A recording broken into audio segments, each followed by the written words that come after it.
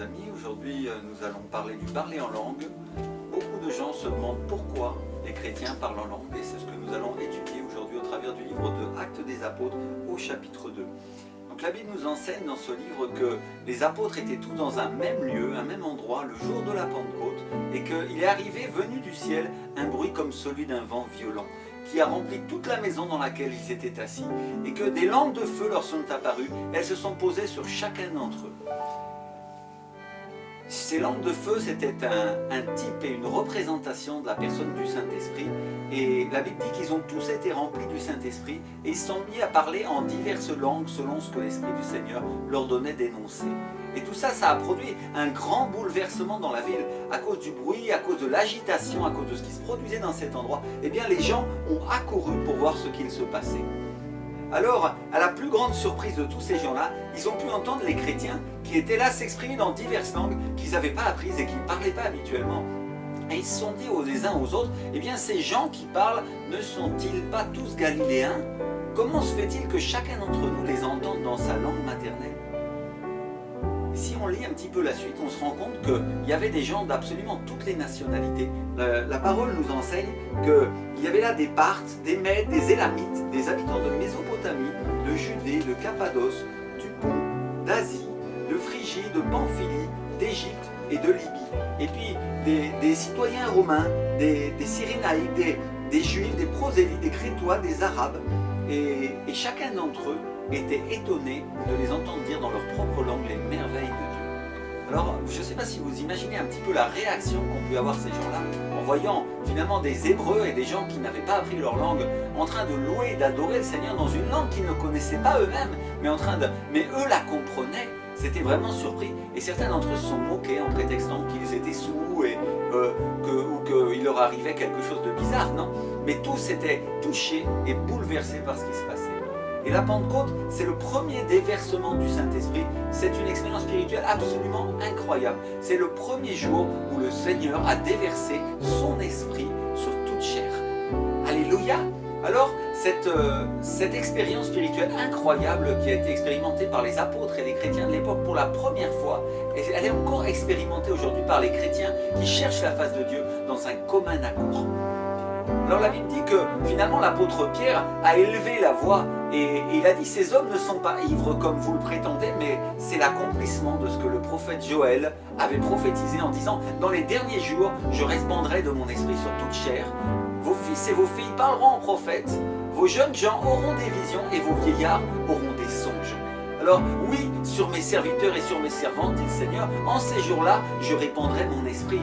Et aujourd'hui encore, mes frères et sœurs, aujourd'hui encore les amis, vous pouvez expérimenter le parler en langue parce que c'est un des nombreux dons du Saint-Esprit, c'est un des premiers signes que le Seigneur a donné à la Pentecôte et c'est une expérience spirituelle qui est connue sous le nom du baptême du Saint-Esprit. Et un chrétien, une chrétienne qui est rempli pour la première fois par l'Esprit du Seigneur commence à expérimenter les dons que Dieu a donnés à son Église au travers du Saint-Esprit. Et ce sont des dons qui sont donnés par Dieu. Donc, ce sont par conséquent des dons qui sont surnaturels, des dons de l'Esprit. Et le don des langues, c'est un don merveilleux qui nous donne la possibilité de parler directement à Dieu en esprit sans passer par son intelligence. Ça veut dire que les paroles qu'il exprime ne passent pas par sa pensée. Mais comme ça arrive quand on s'exprime normalement, comme je vous parle par exemple aujourd'hui. Lorsque je pense et je vous parle. Mais les paroles en langue, et je vais vous en faire une démonstration juste à l'instant, eh bien ce sont des paroles qui sont inspirées uniquement par l'Esprit du Seigneur et qui ne passent pas par la pensée du croyant. Et c'est un don qui finalement nous permet de communiquer directement avec le Seigneur. Certaines de ces langues, eh bien elles sont terrestres. Et on voit dans le livre de Actes des Apôtres que les citoyens de toute nation qui étaient représentés ce jour-là, eh bien, pouvaient écouter ces merveilles de Dieu. Ça veut dire qu'au travers du don des langues, eh bien, nous glorifions Dieu. Alléluia! Et n'est-ce pas là la fonction du Saint-Esprit? Est-ce que Jésus n'a pas dit « Il prendra de ce qui est à moi et il me glorifiera » Eh bien, c'est ce que le Seigneur fait au travers de ce don. Il prend ce qui est à Dieu et il glorifie Jésus-Christ au travers de cela. Alors, expérimenter ce don, bien sûr, c'est une chose qui est surprenante. C'est une expérience qui ne nous permet pas, dans notre compréhension humaine normale, de comprendre les choses de Dieu. Et il n'est pas nécessaire de penser pour exercer ce don. et le Saint-Esprit commence à inspirer directement les paroles à notre esprit et nous devenons capables de parler à Dieu sans passer par ce qu'on appelle notre âme, c'est-à-dire notre intelligence. Alors, bien sûr, certains d'entre nous pourraient dire, eh bien, pasteur, pourquoi ce don? Parce que nous pouvons prier aussi avec notre intelligence. Je peux très bien dire, Seigneur Jésus, je t'adore, je te glorifie, tu es un Dieu merveilleux, non? Et la parole nous dit et nous enseigne que ce don a été donné pour l'édification personnelle de chaque chrétien. Et c'est en expérimentant ce don que nous devenons capables de prier pour des réalités spirituelles qui nous sont cachées. Et ce don est donné aussi pour que chaque croyant puisse voir que Dieu est réel et qu'il n'inspire pas que les autres, mais il nous inspire nous-mêmes. Alors je voudrais vous dire à titre personnel, parce que je suis un homme qui finalement a vécu dans un milieu intellectuel, a vécu dans une société du raisonnement, que moi, ça m'a coûté beaucoup de temps de pouvoir obtenir le don du Saint-Esprit. Je connaissais la parole, j'avais accepté Jésus comme mon Seigneur, j'avais été sauvé et je savais que je pouvais l'expérimenter. Mais il y a quelque chose dans ma pensée, dans mon raisonnement, qui m'empêchait de recevoir. Et c'est quand j'ai rompu ce raisonnement et que j'ai dit Seigneur, je te crois et maintenant je vais parler, que les premières paroles ont commencé à sortir de ma bouche et que finalement j'ai reçu un certain nombre de langues. Et les paroles, des paroles que je ne comprenais pas, qui m'ont paru stupides sur le moment, mais que j'ai répétées tout bonnement. Parce que mon pasteur m'a enseigné, il m'a dit si le Saint-Esprit donne des paroles, c'est comme un enfant. Et nous sommes comme des enfants, les amis. La Bible dit que celui qui ne vient pas comme un enfant, eh bien, ne peut pas voir le royaume de Dieu. Donc les choses de Dieu nous sont parfois cachées, elles sont parfois hors de ce que nous pouvons penser ou imaginer. Mais lorsque nous devenons comme des enfants et nous croyons simplement au Seigneur, que fait un enfant lorsqu'il apprend à parler? Eh bien, il répète tout simplement des syllabes. Papa, maman, papa, karama, kira, satarama, sheka, oraba, bikanderi, birisaika, oraba, baba, orabika, haharaba, karama, shita. Et au fur et à mesure que ces syllabes, vous voyez que j'ai basculé de finalement des syllabes qui étaient papa, maman, à des syllabes qui étaient du nom des langues et qui viennent du Saint-Esprit. Et nous glorifions Jésus en faisant ça. Eh bien, mon frère, ma soeur, mon ami, si tu as rencontré Jésus, si tu connais le Seigneur et que tu as été sauvé, eh bien, tu as toute la possibilité de recevoir le don des langues comme tous les dons du Saint-Esprit, si tu le demandes et que tu le désires ardemment.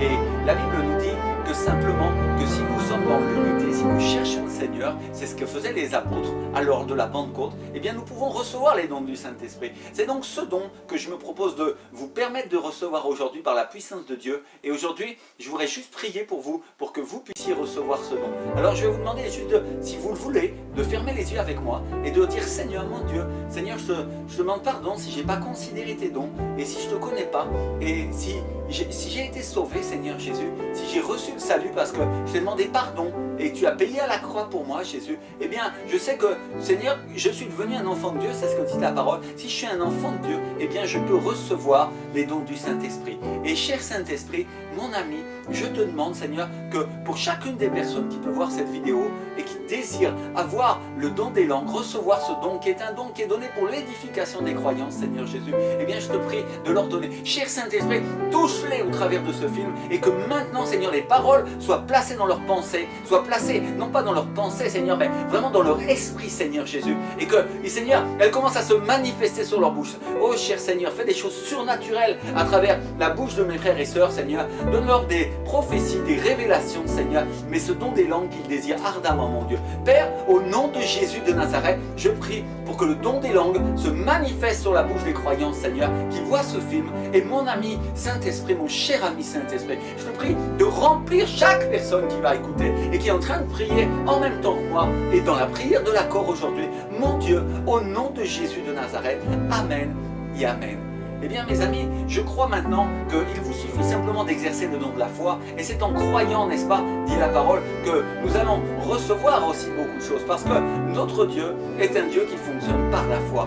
Alors, beaucoup de gens cherchent à comprendre finalement des réalités qui échappent à notre compréhension parce que nous vivons sur la terre et Dieu vit au ciel, n'est-ce pas? Et quand nous parlons en langue, nous parlons le langage de Dieu. Dites avec moi et répétez-le, je parle le langage de Dieu. Alléluia! Parce que je crois que ce que nous confessons et ce que nous disons, eh bien c'est ce que nous pourrons aussi obtenir de la part du Seigneur. De parler en langue, c'est un moyen, c'est un outil de communication qui nous a été donné par Dieu pour parler directement en esprit au Seigneur. Et ça nous conduit dans une communion beaucoup plus importante. Et quand on entre en contact avec Dieu d'une manière qui finalement ne serait pas possible si on prie avec notre intelligence, eh bien forcément on obtient des choses différentes.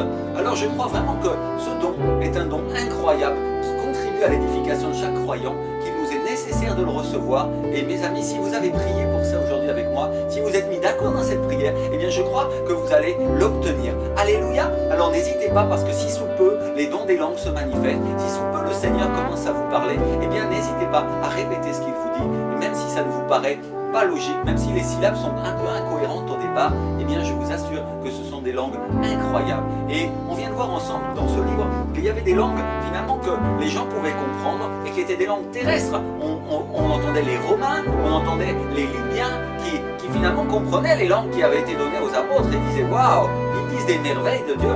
Mais la Bible nous dit aussi qu'il y a des langues célestes.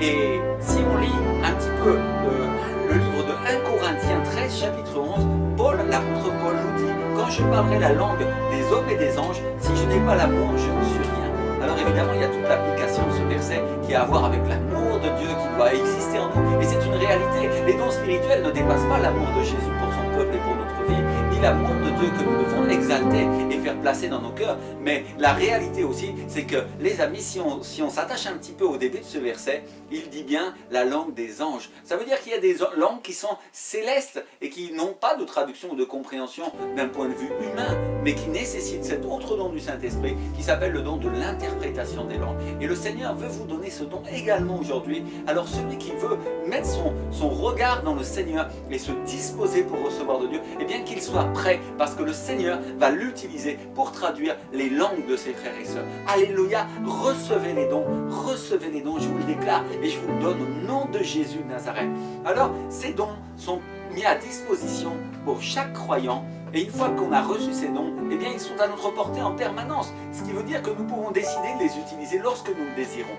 Lorsque je veux parler en langue au Seigneur, eh bien je peux le faire à tout moment. C'est pour cela que le Seigneur l'a donné, pour notre édification personnelle. Alléluia. Alors, mon frère, ma soeur, tu peux aussi être poussé par l'Esprit du Seigneur dans un moment particulier à utiliser ce don. Et c'est vrai qu'on se sent très poussé, on se sent très rempli. Et à ce moment-là, on a envie de commencer à parler en langue, à prophétiser et à utiliser tous les dons du Saint-Esprit que le Seigneur nous a mis à disposition. Mais ce n'est pas réservé uniquement à ces dons-là, parce qu'il est nécessaire de pratiquer. C'est en forgeant qu'on devient forgeron. Et les amis, si vous ne pratiquez pas le don des langues, il ne va pas s'amplifier. C'est pourquoi, même dans votre salle de bain, même lorsque vous chantez sous la douche, ou simplement quand vous avez envie de prier le Seigneur et que votre intelligence est fatiguée et vous ne savez pas trouver les mots, eh bien commencez à simplement répéter les paroles que le Seigneur vous a données.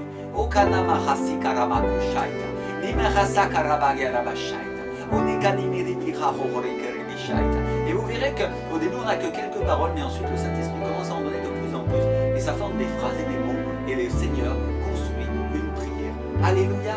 N'est-il pas vrai pour chaque chrétien qu'au départ, aucun d'entre nous ne savait prier, et la plupart d'entre nous ont dit: Seigneur, je veux juste te connaître, c'est la seule chose qui m'intéresse, je t'en prie. Et ils ont commencé à parler au Seigneur, et ça a suffi. Alors c'est la même chose avec les langues, ce sont des dons spirituels qui sont donnés aux croyants pour l'édification de l'Église et pour leur édification personnelle. Le Seigneur vous bénisse. J'espère que vraiment vous avez pris du plaisir à partager avec moi, et soyez certains que le Saint-Esprit est avec vous, qui vous accompagne, et que ces visions, ces dons, ces langues vont se manifester sur votre vie dans les jours à venir. Le Seigneur vous bénisse grandement.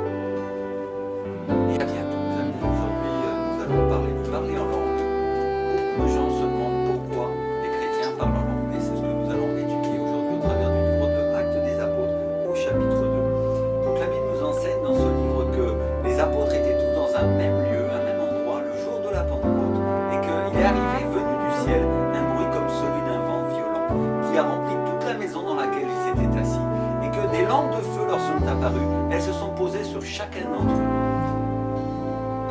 Ces lampes de feu, c'était un type et une représentation de la personne du Saint-Esprit.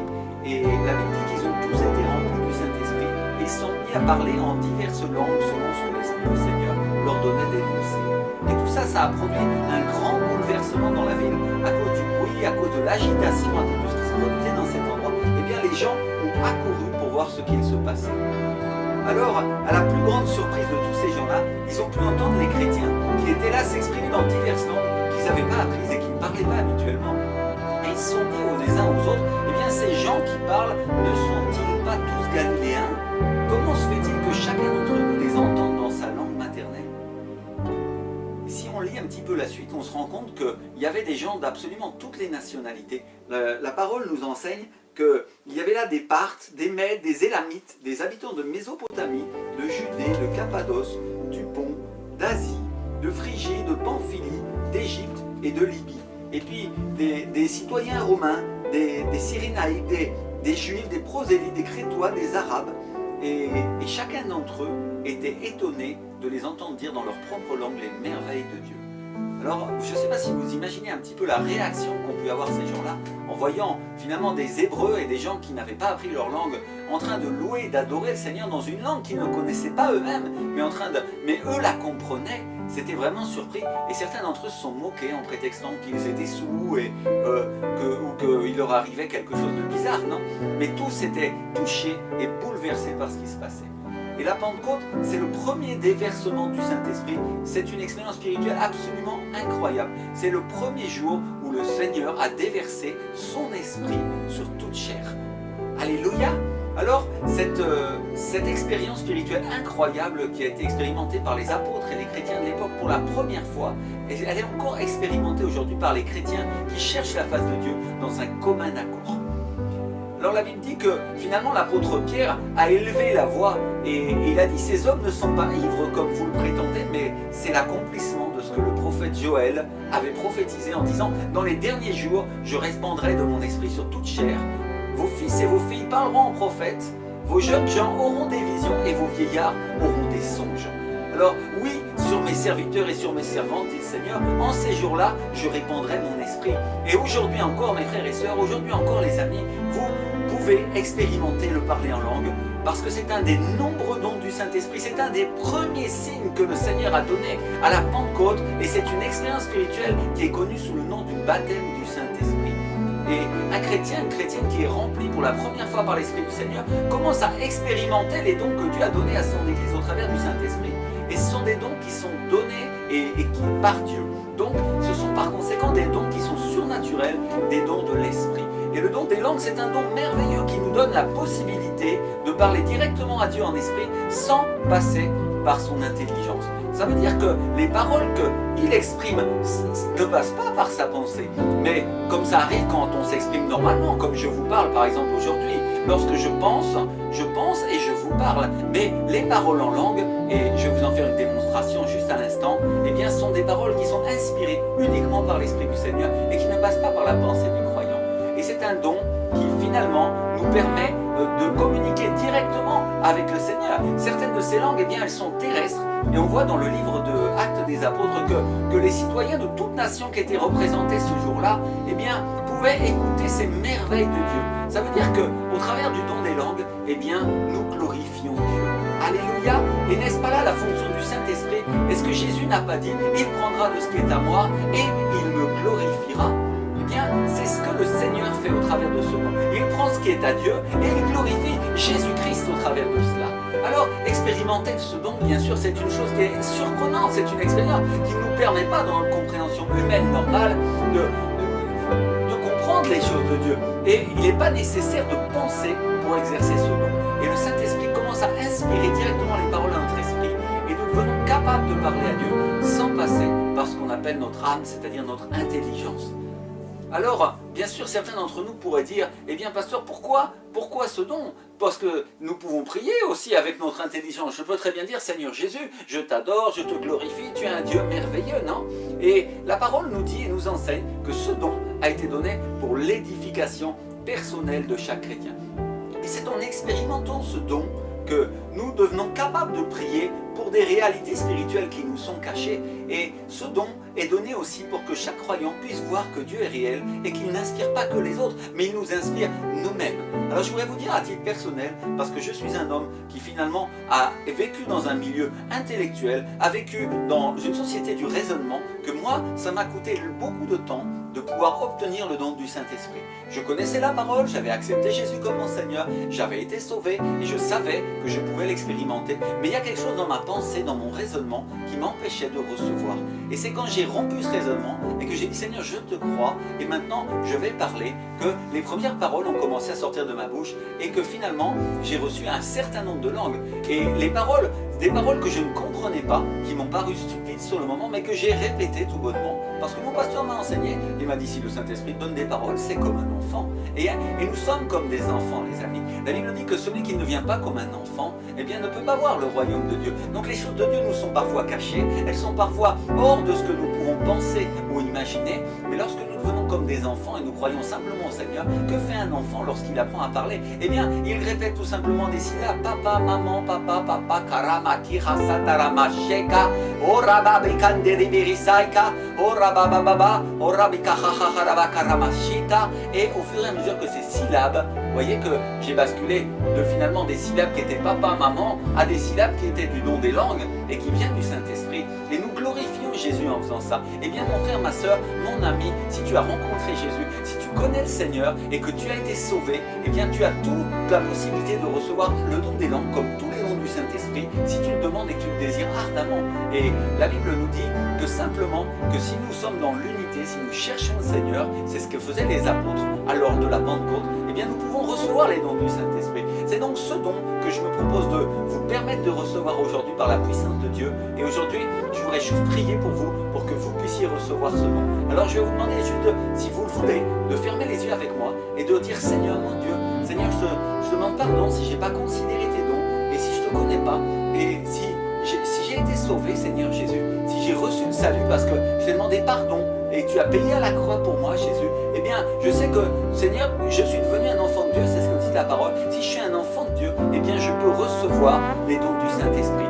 Et cher Saint-Esprit, mon ami, je te demande, Seigneur, que pour chacune des personnes qui peut voir cette vidéo et qui désire avoir le don des langues, recevoir ce don qui est un don qui est donné pour l'édification des croyants, Seigneur Jésus, eh bien, je te prie de leur donner. Cher Saint-Esprit, touche-les au travers de ce film et que maintenant, Seigneur, les paroles soient placées dans leurs pensées, soient placées non pas dans leurs pensées, Seigneur, mais vraiment dans leur esprit, Seigneur Jésus, et que, Seigneur, elles commencent à se manifester sur leur bouche. Oh, cher Seigneur, fais des choses surnaturelles à travers la bouche de mes frères et sœurs, Seigneur. Donne-leur des prophéties, des révélations, Seigneur, mais ce don des langues qu'ils désirent ardemment, mon Dieu. Père, au nom de Jésus de Nazareth, je prie pour que le don des langues se manifeste sur la bouche des croyants, Seigneur, qui voient ce film.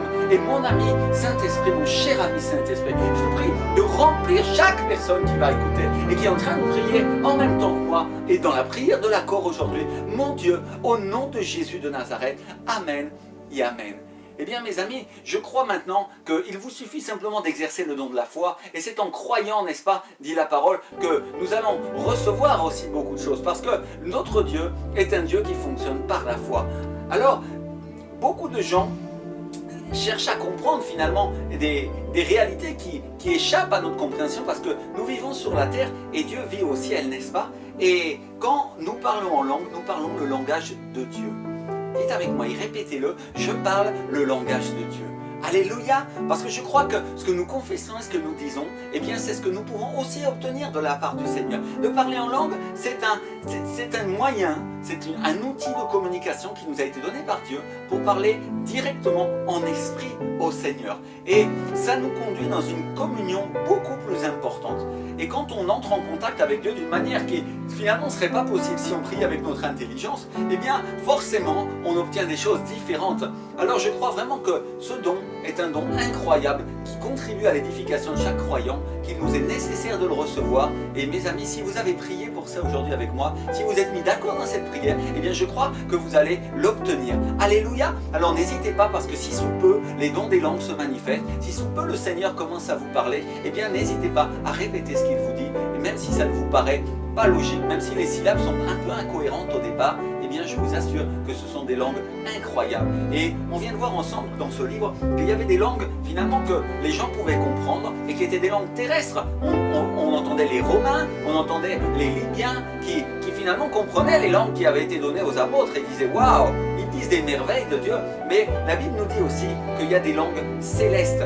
Et si on lit un petit peu Corinthiens 13, chapitre 11, l'apôtre Paul nous dit: quand je parlerai la langue des hommes et des anges, si je n'ai pas l'amour, je ne suis rien. Alors évidemment, il y a toute l'application de ce verset qui a à voir avec l'amour de Dieu qui doit exister en nous. Et c'est une réalité. Les dons spirituels ne dépassent pas l'amour de Jésus pour son peuple et pour notre vie, ni l'amour de Dieu que nous devons exalter et faire placer dans nos cœurs. Mais la réalité aussi, c'est que les amis, si on s'attache un petit peu au début de ce verset, il dit bien la langue des anges. Ça veut dire qu'il y a des langues qui sont célestes et qui n'ont pas de traduction ou de compréhension d'un point de vue humain, mais qui nécessitent cet autre don du Saint-Esprit qui s'appelle le don de l'interprétation des langues. Et le Seigneur veut vous donner ce don également aujourd'hui. Alors celui qui veut mettre son regard dans le Seigneur et se disposer pour recevoir de Dieu, eh bien qu'il soit prêt, parce que le Seigneur va l'utiliser pour traduire les langues de ses frères et sœurs. Alléluia, recevez les dons, je vous le déclare et je vous le donne au nom de Jésus de Nazareth. Alors ces dons sont mis à disposition pour chaque croyant, et une fois qu'on a reçu ces dons, eh bien ils sont à notre portée en permanence, ce qui veut dire que nous pouvons décider de les utiliser lorsque nous le désirons. Lorsque je veux parler en langue au Seigneur, eh bien je peux le faire à tout moment. C'est pour cela que le Seigneur l'a donné, pour notre édification personnelle. Alléluia. Alors, mon frère, ma soeur, tu peux aussi être poussé par l'Esprit du Seigneur dans un moment particulier à utiliser ce don. Et c'est vrai qu'on se sent très poussé, on se sent très rempli. Et à ce moment-là, on a envie de commencer à parler en langue, à prophétiser et à utiliser tous les dons du Saint-Esprit que le Seigneur nous a mis à disposition. Mais ce n'est pas réservé uniquement à ces dons-là, parce qu'il est nécessaire de pratiquer. C'est en forgeant qu'on devient forgeron. Et les amis, si vous ne pratiquez pas le don des langues, il ne va pas s'amplifier. C'est pourquoi, même dans votre salle de bain, même lorsque vous chantez sous la douche, ou simplement quand vous avez envie de prier le Seigneur et que votre intelligence est fatiguée et vous ne savez pas trouver les mots, eh bien commencez à simplement répéter les paroles que le Seigneur vous a données.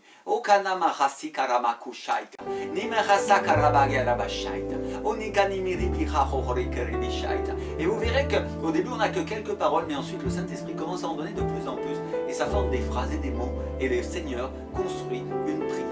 Alléluia! N'est-il pas vrai pour chaque chrétien qu'au départ, aucun d'entre nous ne savait prier et la plupart d'entre nous ont dit: Seigneur, je veux juste te connaître, c'est la seule chose qui m'intéresse, je t'en prie. Et ils ont commencé à parler au Seigneur et ça a suffi. Alors c'est la même chose avec les langues, ce sont des dons spirituels qui sont donnés aux croyants pour l'édification de l'Église et pour leur édification personnelle. Le Seigneur vous bénisse, j'espère que vraiment vous avez pris du plaisir à partager avec moi et soyez certains que le Saint-Esprit est avec vous, qui vous accompagne et que ces visions, ces dons, ces langues vont se manifester sur votre vie dans les jours à venir. Le Seigneur vous bénisse grandement et à bientôt.